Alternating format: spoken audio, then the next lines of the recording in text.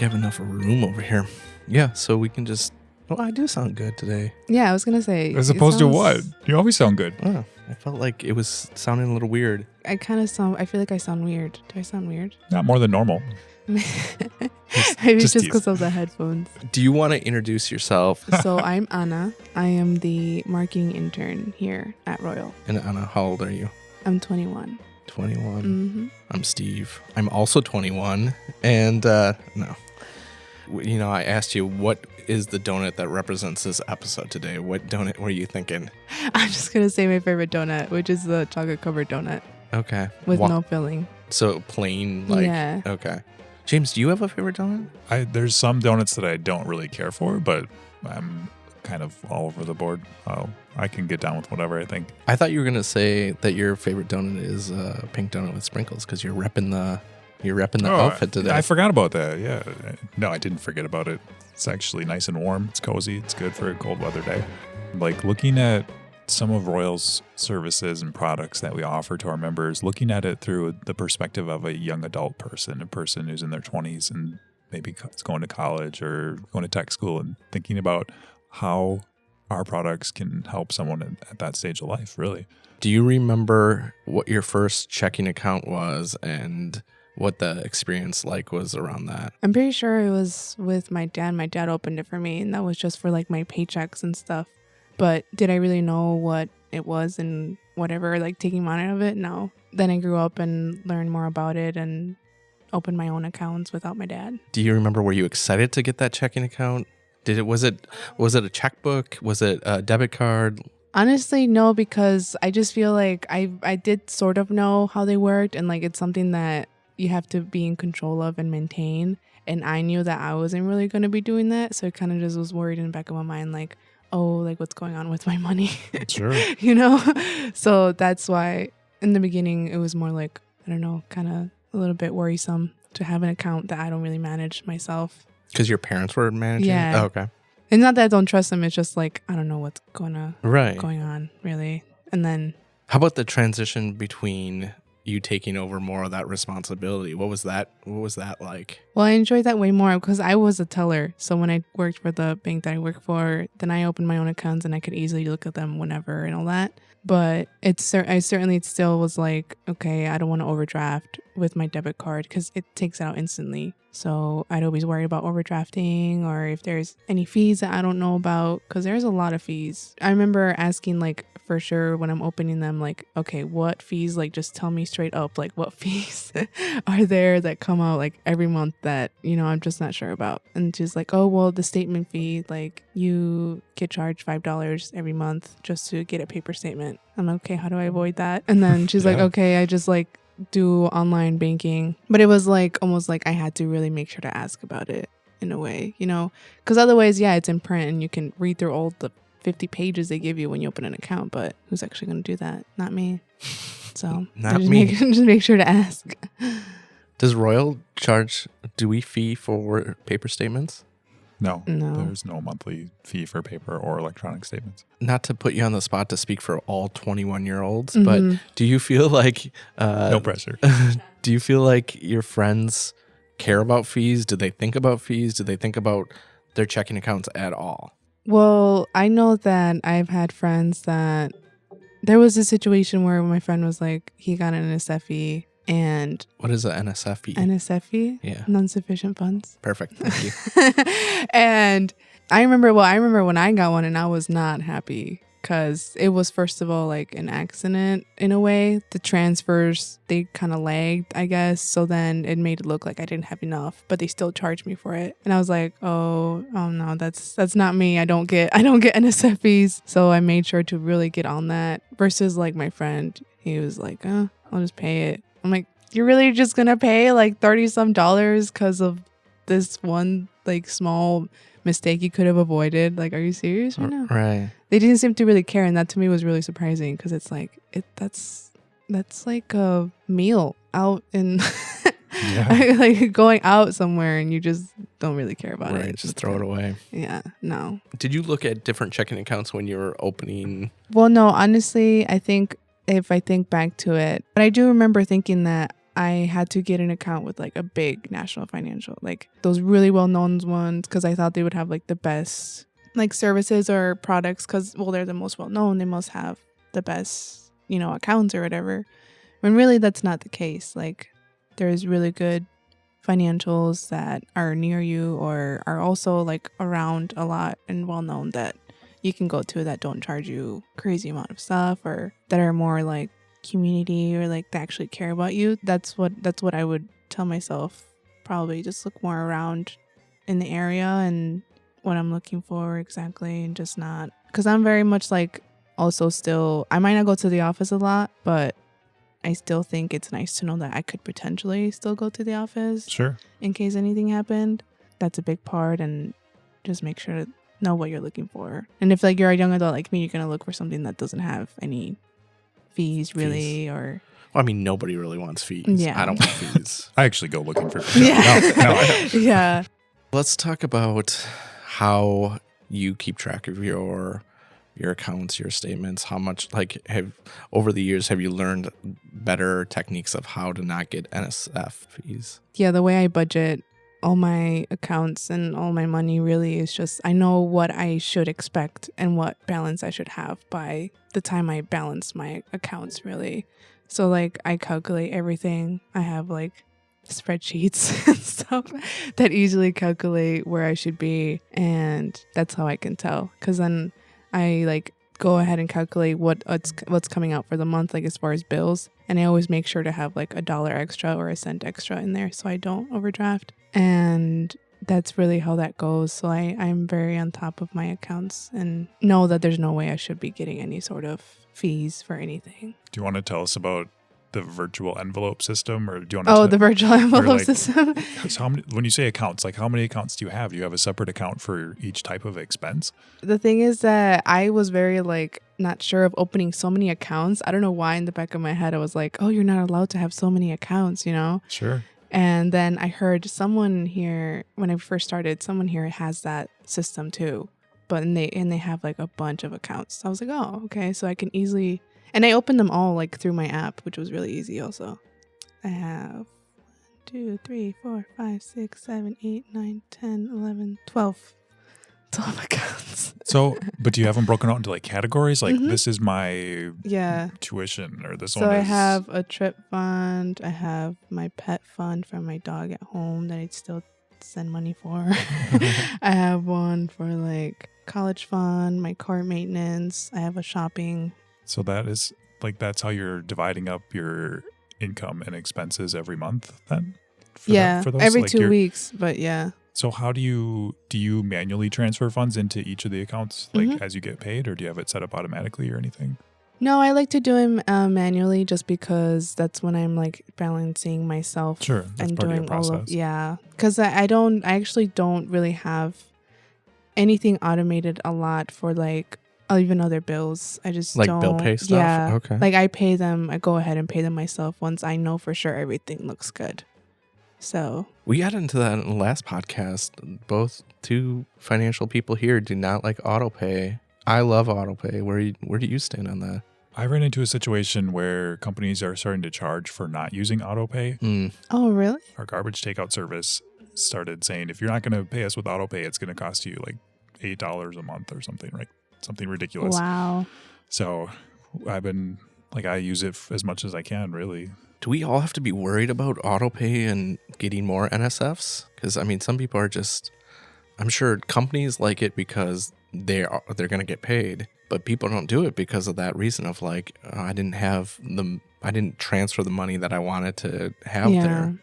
Do you think we all have to worry about that? I think on the processing side, it's just it can happen automatically versus having a person open an envelope with a paper check in it and then, type that information into a system. Like that takes time and resources versus an electronic auto pay transaction can happen like at the snap of a finger or whatever. So, but I'm talking like even for some of my bills, I will put in my account information every month instead of hitting auto pay, because I don't want to run into the situation where I don't have money in that account that month, so that I'm always, it's like a control, like a checks and balances type thing for you. Yeah. I see. Interesting. all those accounts are all just like basically savings accounts. I think, yeah, for the most part, they're mainly savings accounts, but like my shopping one is a checking account. The ones that you like often take money out of are checking accounts, just because the savings ones, when you put obviously saving more money and you keep it there longer, you gain, obviously you have more interest in those accounts. So then it's more convenient to just have those as savings rather than checking, because checkings, they have obviously lower interest on them. So I'm just trying to like get this system down. So like your check comes in, you separate it into different accounts, but then like I'm going to take a trip. So I'm going to take all that money from that trip account and put it back into my checking account. No. So basically, it's every 2 weeks. Obviously I get paid, right? So everything, all my bills, everything is split by 2 weeks. I am always a month ahead with my bills, no matter what, because of how they started the system. I'm going to try go slowly so I don't mix people up. Thank you. Okay, so I'm going to talk about this system mainly with people that get paid bi-weekly. I feel like that's the most basic form of payment that people get, but it's really simple to change it to the weekly payment, but we're going to do bi-weekly for now. So basically, to start off, just look at all of your bills, like actual bills, which it could be like, for example, mine is rent, groceries, Wi-Fi, and like Excel or Energy. Yeah, energy. And then I have my personal bills, like my car insurance, my phone bill, gas that I actually save up for, and my phone, whatever. So you look at all those bills and just add them all up, and you want to have or try to have that just set to the side. Like you're going to start off having your next month's worth of bills saved up already. So you could already pay out for next month. Mm-hmm. And then that's where you're going to start your system with the first paycheck that you get. And you're going to split all that total in two. You're going to split the total amount of your monthly expense that you have for all those bills. You're going to split it in two. And then it'd be more easier if you use a spreadsheet or even just put it down on paper. My rent split in two, for example, would be if I had a bill of like $400 a month for my rent, it'd be $200 then 1 week and then $200 the next week. Sure. So that's pretty much how you're splitting up your bills then. Yep. And that's for everything. So then every paycheck, then you're always going to be taking like half of your bills. By the second paycheck, you already then have your next month's bills set to go, because that's how you're always going to be a month ahead. Right. Then that's the same for your sinking funds. So your sinking funds are things that you just personally want to save up for. So it could be for like a trip, or let's say you have like Christmas, for example, is one that, let's say you set a goal for, you want to have 500 by Christmas time. And so like if you started at the beginning of the year, whatever month you start in, count how many months it is until Christmas, or by the time you want to have enough money for Christmas. And let's say you have 4 months until Christmas and you want to save up like 500, right? So you divide then the 500 by the 4, which is like what? Like 125. So 500 divided by the 4 months, which is then 125 per month that you'd have to save up for. So then you divide that by 2, because you're going to be taking out each pay period. So you'd have to be taking out $62 Each pay period. 0.5 per month or per pay period until that specific goal you have. So that's how you do those type of sinking funds that have like a set date. You have to have an amount saved up for. But like the ones that you're just saving up for, like a trip, for like clothes. I used to save up for clothes. I would just put like 25 or 10 a month. Okay. Or every pay period. Yeah. Sure. And then it just keeps building up because you're just doing it like manually. And then next thing you know, you have like $100 to spend on clothes or going out. Or like some girls get their nails done every 2 weeks too. Or, every month they spend this much on their nails. They can easily calculate how much it'd be. Do you find that your friends all have some sort of budgeting ability, or like do you talk to people about, like, your friends about budgeting and they're like, oh, I just wing it? Well, from what I see and what I hear, a lot of people tend to just wing it, but that might not be the case. Who knows, they might have a system, but they just They just have it differently. But like, I do have a hard time thinking of like how else do people budget if it's not like how can you budget well if it's not set up like this? Like I sometimes do have a hard time wrapping my head around that because it's like because then you're looking at what other option? You're looking at taking out all your bills on one paycheck and then saving up with the next paycheck, you know, or like taking out some from the first paycheck and then taking out the rest from the like just really unbalanced. Because the thing that I like about the system is that everything's even no matter what. You're taking out half and half, which makes it easier at the end because then you don't have to take more from one check than the other or use one whole check for one thing, you know, because then I feel like that's where it comes down to people being like, oh, I don't have enough for rent because I spent my first paycheck on all this stuff and then my second paycheck I turned out didn't work as much, so now I don't have as much money to pay for my rent. But if you would have like saved like half the first and half the second or a fourth every week, then you would have been good to go. Would you say that is the biggest advantage you've seen is to budgeting in general? Is like you're just way more prepared than a lot of your friends? Well, I mean, yeah, like I'm always willing to like go on trips and stuff now because I actually have like money saved up for it, and I'm always like, oh, let's go do this, and then like, oh, well, I kind of can't. I need to save up for rent or whatever, and I'm like, oh, you're like, let me tell you about this system, right? Like, yeah, I mean, and the thing is too that like obviously we're still really young and still learning, and you can tell someone about something, but it just may not be because it is. I'm not gonna lie, it is time. You do have to sit down and look at everything and calculate stuff, and when you do it regularly it's still like pretty convenient. It's just if the minor things change, like, oh well, this changed on here, or I don't have to save up for this anymore, then you just change that. Sure. This is interesting because it's a little bit of everybody does need to find their own way of how they want to do it. And that's what I was thinking. So you specifically have a certain way that makes sense to you, and not everybody's going to follow. Not everybody's going to follow that, but some people might be able to pick up some tricks. And then the other question I was going to ask is, how did you get that system? Where did you learn it from?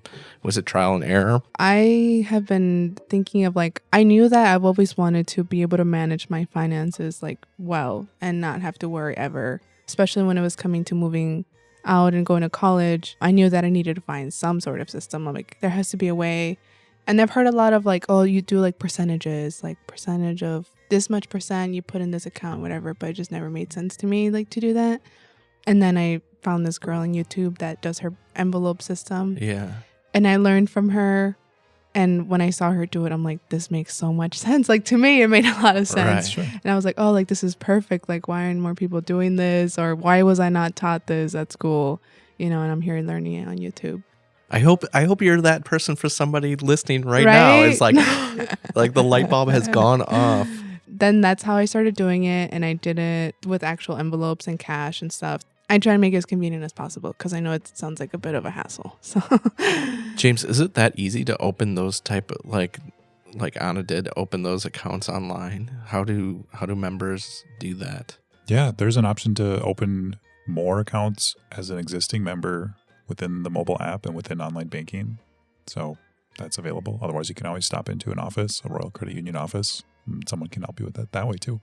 I have thought about doing that for like start saving up for a new vehicle. I feel like I've always talking about another new vehicle. Yeah, I mean, Steve, I'm just kidding. They just keep coming through. But well, I mean, what you could do for that too is that people can just start with one thing. Literally, just start with. Let's say you want to save up for, like you said, a car, right? So, by what time do you want to have a car? By like roughly 3 years. 3 years. Yeah. Okay. So, how much would you be willing to spend in 3 years for that? She's putting me on. Asking the tough questions. I think we're probably going to be looking around 35,000. 35. Yeah. Okay. So, like, you would get a loan for like 35. Well, hopefully. I get what you're saying. Maybe half of that. Half of that? Yeah. Okay. So you'd having to get a down payment of like half of that would be what? 35 divided by 2 was that? 17. 17. So you want 17.5K in cash by 3 years, right? Mm-hmm. Okay. So that's divided by 36. Is it 36 months? Yep. 36, 17.5 divided by 36. Oh, we got to get a spreadsheet going here. This is I like that I'm making deep. Anna do all my hard work. Maybe she should just run my finances. 17, 36. You're looking at like $486 a month that you'd have to save up. And then if you get paid bi-weekly, you're looking at $243 every paycheck. That's some real numbers right there. Well, yeah. No, that's a good... That's exactly right. I mean, that's how easy it is to figure it out, I guess, right? Yeah. Like, Literally, because then if you open like a separate savings account, you can label it car savings. And then so every paycheck, you make sure to deposit $243. Or you can just round it up to $245 and have a little extra every paycheck. And by the time in 3 years, you'll have 17.5 or more in there if you stay consistent. But yeah. Did you successfully convert anyone? Did you get anyone to be like, I'm Yeah, doing this too? Like, I did. It's simple. I have done it. They've obviously changed it to their own, what they prefer to do. Sure. And everybody will end up doing that at some point. You know, like I like to do my things a specific way and I change little things in there. Like I don't do what the girl showed me in the YouTube video exactly anymore. Right. I change it to my own way and that's what something people will always do because it's their finances. Right. So Is it easier having switched from cash and envelopes to electronic accounts? Like, is it Yeah. faster or simpler or better? yeah, it's definitely easier because when I did the cash, obviously I had to round up more and I don't mind being exact with like cents and whatever. So I'd be like, oh, okay, well I have to round up here and I don't have to write all those withdrawal slips anymore. Sure. And I don't have to be going to the office as much. So yeah, it's definitely more convenient because I can easily just transfer but you know, some accounts, they don't let you transfer a certain amount of times. Did you know that? Yes. The savings. Like, that was to me was surprising. Savings accounts used to have a Reg D limit that was suspended during the pandemic. Oh. So you could only make 6 unsigned transactions, like transferring funds Yeah. out of them. I believe if like electronic transfer out of that account will count as an unsigned transaction. So, but I believe it's still suspended, right? I mean, yeah, I transfer a lot, so Okay. I haven't had any issues. But if that ever comes back, you'd be like, I'd be okay, in like I need trouble. to change it to a checking account instead of a savings account. Yeah. Or, you know, so you could make it work. Well, either way. actually, a lot of my transfers are to my savings. Sure. So, So you're, maybe that you're wouldn't be that big of an issue. like you're thinking of it as savings and not like a transactional account where you're putting stuff in and taking it out every month. You're just saying Yeah, this just is a longer term goal yeah. type thing. That makes sense. People always say like, oh, if you manage your money well, or if you know how to manage your money well, like you're really like more in control of your life, which is true. I feel like for a lot of it, and it makes more sense to me now when people say that because I'm like, what do you mean? Like, and now I'm in more control of my life because I can actually like take care of my money. But no, it is true because it is a thing where money does control a lot of what goes on in your life. So if you can manage it, then you can manage a lot of what you do. Wise words from, And that's the promo. yeah, nailed it. And whatever you have extra, you put into your savings account. And then I think the extra part is the interesting part because I don't know if everybody has extra. and that's something that you can see with the system too. Like, for example, when I was moving out, that was so easy for me because I like copied and pasted my spreadsheet and I created it as if like I was already moved out, and I put in rent and I put in all these little things that I looked up. Oh, how much would it be if, you know, whatever. And I put those numbers in right into it. And I realized that I was like, okay, what I can afford is this much of rent, this much in groceries and all that. And then that's when I went to go look at apartments. That's what I looked at for like monthly, like how much they were. It's like, oh yeah, I can afford this, or no, I can't afford this. Or like when I wanted my new phone, I was like, can I afford to have a monthly payment of this much, you know? And I Right. put it in my spreadsheet and I put in like how much I generally get paid, or for the most part, how much I usually make. And I put it in there and I could see that, yeah, I can afford it or I can't afford it. That's what really convenient because you can like look into the future and see if you can afford it or not. Who's your favorite Money Donuts host? I would suggest Cooper. She's not with us today. Yeah, Cooper is great. I love her. It's funny. We have a mic set up for Cooper right there, and it's empty. She's not here. I think Anna scares her with with all the envelope talk. I was gonna say what? Well, thanks for joining us, and thanks for listening. If you like this episode or any Money Donuts episode, feel free to share it with your friends, your family, your neighbor. We definitely want neighbors to listen to this. And we'll see you next time, or you'll hear us next time.